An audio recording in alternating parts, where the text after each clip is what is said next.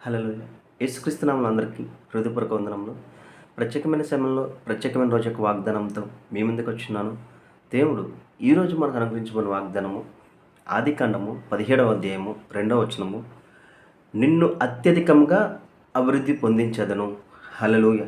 ఈ వాగ్దానం ద్వారా మనం దీవించబడునుగాక. ఈ వాగ్దానం ద్వారా మనం ఆశీర్వదించబడునుగాక. ఆమేన్. ఎప్పుడైతే ఇచ్చిన వాగ్దానాన్ని బట్టి అడుగుతామో అడిగిన సమస్తాన్ని దేవుడు మనకి అనుగ్రహిస్తాడు. ఇచ్చిన వాగ్దానం ఏంటండి? నిన్ను అత్యధికంగా అభివృద్ధి పొందించేదను.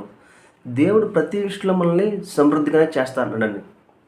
ఎందుకంటే మనం ఎప్పుడైతే తన ప్రియకుమారుని విశ్వసించున్నామో, నజరేయుడైన యేసుక్రీస్తు నా కొరకు మరణించి తిరిగి లేచిన మనం ఎప్పుడైతే విశ్వసించున్నామో ఆ విశ్వాసంలో ఏం పొందుకున్నామంటే సమృద్ధికరమైన జీవితాన్ని మనము పొందుకున్నాము.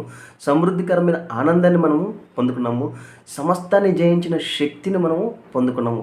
ఎప్పుడైతే దాన్ని జ్ఞాపకం చేసుకుని ఉంటామో ప్రతి పరిస్థితి యందు క్రీస్తు ద్వారా మనం ఏదైతే పొందుకున్నామో జ్ఞాపకం చేసుకున్నామో ప్రతి దాంట్లో విజయాన్ని దేవుడు మనకి ఇస్తాడు.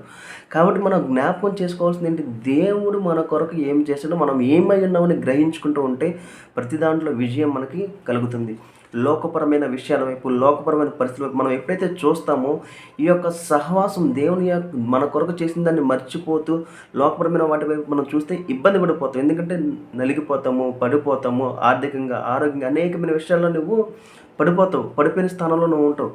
ఎప్పుడైతే యేసుక్రీస్తు నీ కొరకు చేసిన సమస్తాన్ని నువ్వు ఏ పరిస్థితిలో ఉన్నావు, ఒకవేళ ఆల్రెడీ పడిపోయిన పరిస్థితిలో నువ్వు జ్ఞాపకం చేసుకుంటావో నిన్ను దేవుడు అత్యధికంగా అభివృద్ధి పరుస్తాడు. ఏ పరిస్థితుల్లో దానికి ఆపోజిట్ పరిస్థితుల్లో దేవుడు నిన్ను నిలబెడతాడు.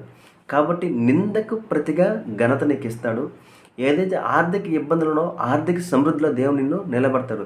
విశ్వాసం ద్వారా వాగ్దానం బట్టి నువ్వు ఎప్పుడైతే ప్రార్థించగలుగుతావో, నువ్వేం కలిగి ఉన్నావో అది నువ్వు జ్ఞాపకం చేసుకుంటావో అప్పుడు నీ జీవితంలో విజయము కలుగుతుంది.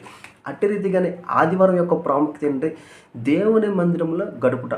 ఎవరైతే కుటుంబం అంతా వెళ్ళి దేవుని మందిరంలో గడుపుతారో దేవుని యొక్క సేవకుడు వాక్యం ఏదైతే బోధిస్తుందో దాన్ని హృదయం అంతా ధరించుకుని మన జీవితంలో దాన్ని మనం ఎలా అప్లై చేసుకోవాలి, లేకపోతే ఈ వారం అంతా మనం ఎలా ఉండాలి, దేవా నీవే నాకు మంచి సజెషన్. ఎప్పుడైతే మందిరంలోకి వెళ్ళి దేవుని యందు మన కుటుంబం ఉంటామో సహవాసం అనేది ప్రాముఖ్యం.